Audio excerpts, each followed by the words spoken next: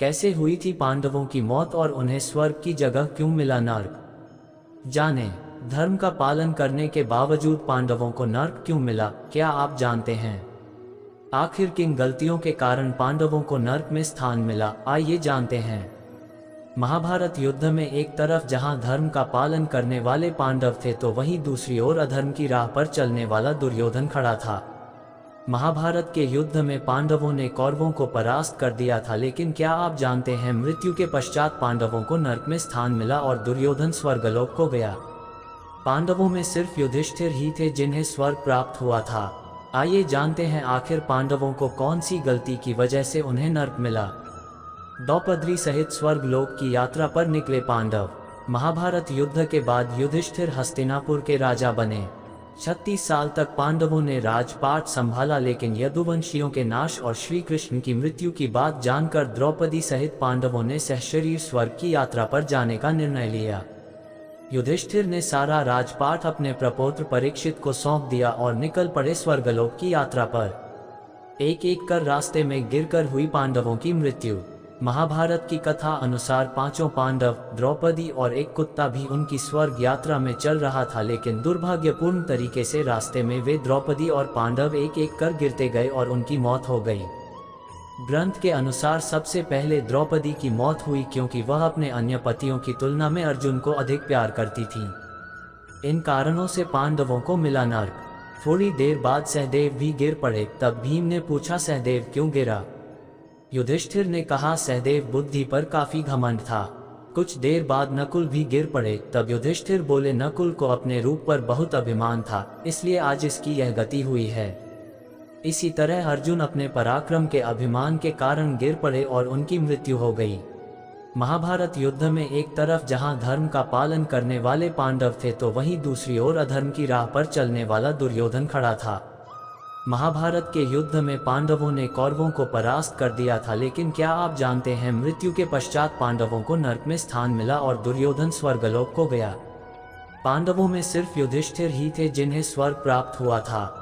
आइए जानते हैं आखिर पांडवों को कौन सी गलती की वजह से उन्हें नर्क मिला। गुस्से पर काबू नहीं रखना। गीता में योगेश्वर कृष्ण द्वारा बताए गए श्लोकों में से एक श्लोक में गुस्से पर काबू रखना बताया गया है। इसका आशय है कि कोई भी व्यक्ति जब क्रोध करता है तो भ्रम पैदा होता है, यानी कि सही और गलत का भेद मिट जाता है, बस क्रोध ही शेष ही रहता है। इससे बुद्धि भी व्यग्र हो जाती है। इसके बाद किसी भी सही बात का तर्क व्यर्थ जाता है और तब व्यक्ति के पतन की शुरुआत हो जाती है। वर्तमान समय में यदि इसकी प्रासंगिकता की बात करें तो किसी भी कार्य को करते समय यदि क्रोध आ जाए तो कार्य प्रभावित होता है। कई बार तो यहाँ तक देखा गया है कि लोग क्रोध में आकर अपनी नौकरी, रिश्ते या फिर जिंदगी तक को दांव पर लगा देते हैं। वह अपने क्रोध के दुष्परिणामों के बारे में कभी भी विचार नहीं करते। इसलिए जरूरी है कि जब क्रोध आए तो कुछ क्षण रुककर उससे होने वाले परिणामों के बारे में एक बार जरूर विचार कर लें। इसके बाद ही कोई भी कदम उठाएं। जानिए किस तरह योगेश्वर श्री कृष्ण ने अर्जुन को गीता के जरिए दिया ज्ञान। श्री कृष्ण कहते हैं, व्यक्ति को ज्ञान और कर्म दोनों को ही एक समान रूप में देखना चाहिए, यानी कि एक ही नजरिया रखना चाहिए।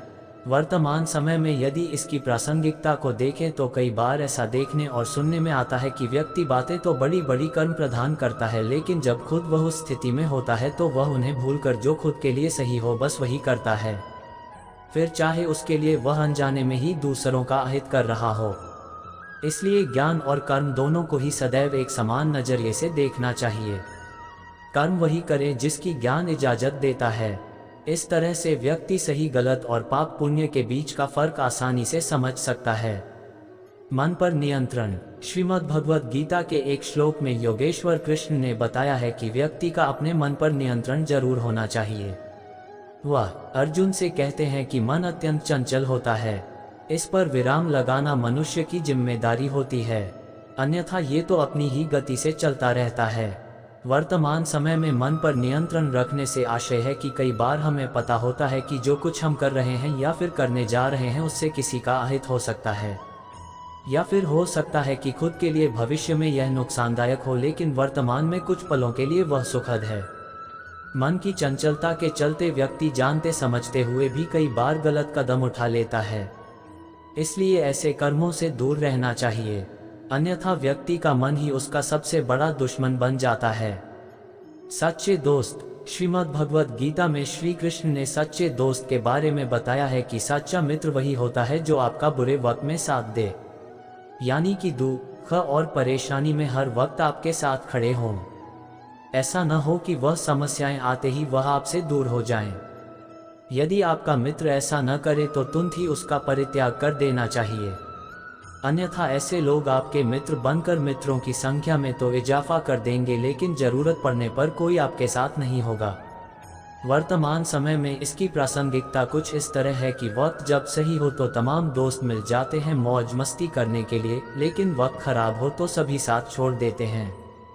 बहुत कम होते हैं जो आपका साथ देते हैं, तो जो बुरे वक्त में साथ दे वही सच्चा मित्र है।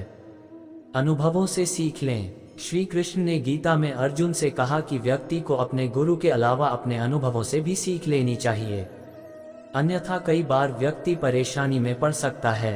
वर्तमान समय में इसकी प्रासंगिकता कुछ इस तरह है कि लोग बड़े बुजुर्गों की राय को अक्सर ही अवॉइड कर देते हैं, जबकि ऐसा नहीं करना चाहिए। उनके अनुभवों से सीख लेकर आगे बढ़ना चाहिए ताकि लक्ष्यों तक सुगमता से पहुंचा जा सके।